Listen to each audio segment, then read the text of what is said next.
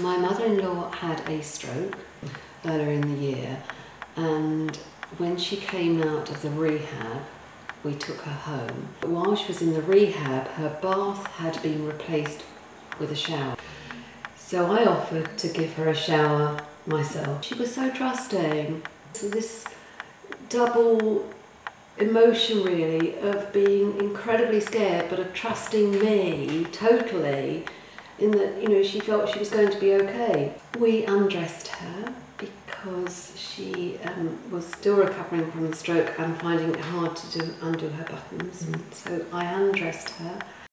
She stood completely naked in the bathroom, waiting to step into this unknown box, this place where she'd never been before. And she stood in the shower like a child, like a little child, with big eyes, absolutely petrified, but at the same time trusting in me that it was going to be okay. And she held on to me, and shaking with fear, and I managed to bathe her and shower her off. So for me it was an incredibly humbling experience of touching somebody.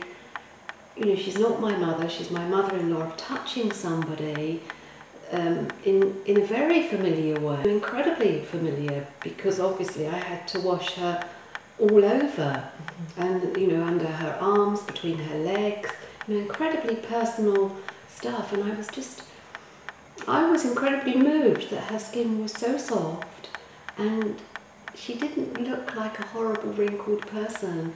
She looked like a human being, a beautiful human being, soft skin, very trusting.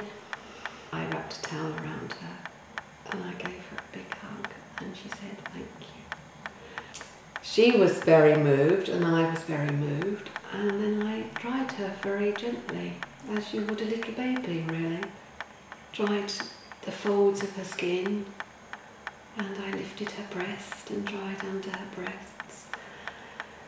I dried between her toes, and I dressed her, and she was so sweet and grateful.